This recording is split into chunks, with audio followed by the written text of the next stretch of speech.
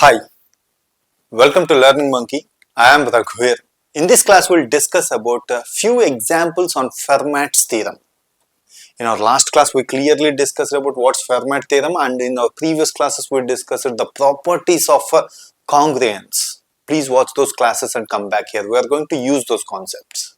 The link for the playlist is provided in the description below. Coming to today's class, these are very simple examples to understand once you know the idea of what Fermat's theorem is. We need to show that 4 power 13,332 is congruent to 16 modulus 13,331. So this is what we need to show, and in our last class we clearly discussed that from the Fermat's theorem, yes, we can apply Fermat's theorem here. Without applying Fermat's theorem also we can do. What's the way we need to do without applying Fermat's theorem? See, we need to find 4 power 13,332. We need to find that value. Is it possible? No, it's very difficult to find that value. That's why, but we can apply Fermat's theorem here. By applying Fermat's theorem, we can solve it in easy way. So, what Fermat theorem says is, this 4 value we consider it as A mod, and this value we consider it as P. P means a prime number. Let's check whether it is a prime number or not. Yes, 13,331 is a prime number. Yes, 13,331 is a prime number, and we consider A as 4. 4 is not divisible by 13,331, so that we can apply Fermat's theorem.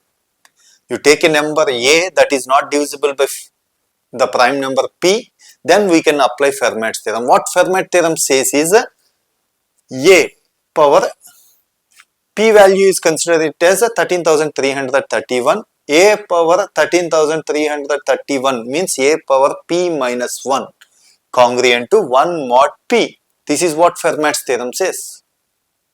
That is the formula for Fermat's theorem. Yes, we are going to apply here.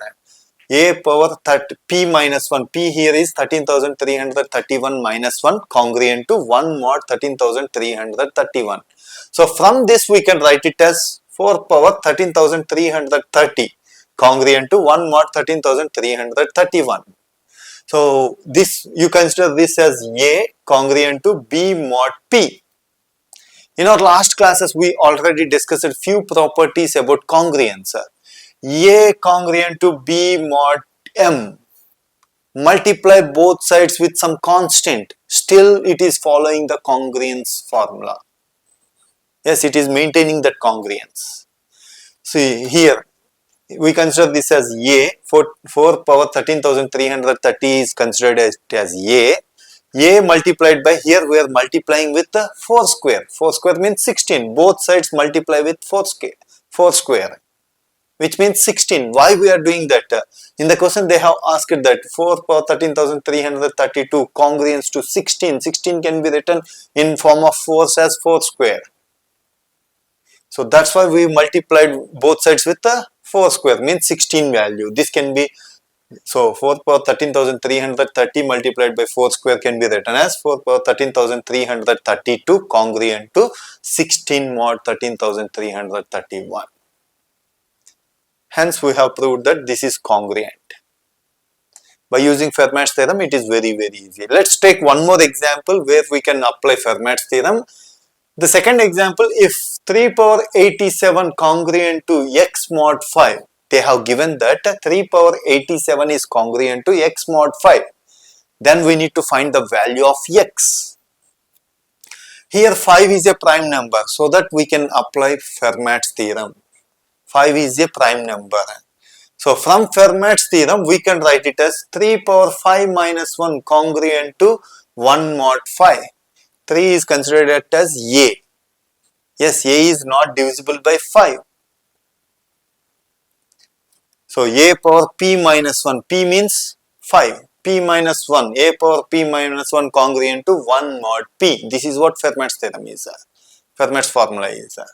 Now this can be written as 3 power 4 congruent to 1 mod 5. And in our previous classes we discussed the properties of congruence. 3 power 4 is considered it as A. a power x congruent to b power x. You do the power exponent with any x value. Still congruence is maintained. We already proved all these properties. So that's why here we have considered a power 21 congruent to b power 21. Why we consider 21? 3 power 87. 4 21s, 84. We are near to 87. That's why we have considered 21. So 3 power 4 power 21 means this can be written as a 3 power 84 congruent to 1 power 21 means 1 mod 5. So still we need 87 means multiply both sides with 3 cube. We can do that. Multiplying both sides with a constant value will not change the congruence.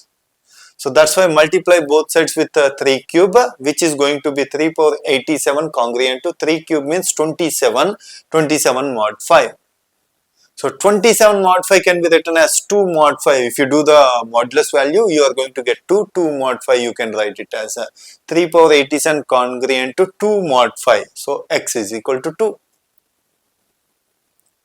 This is how we use Fermat's theorem in many of the examples, and this Fermat's theorem is very important when we are discussing about cryptography.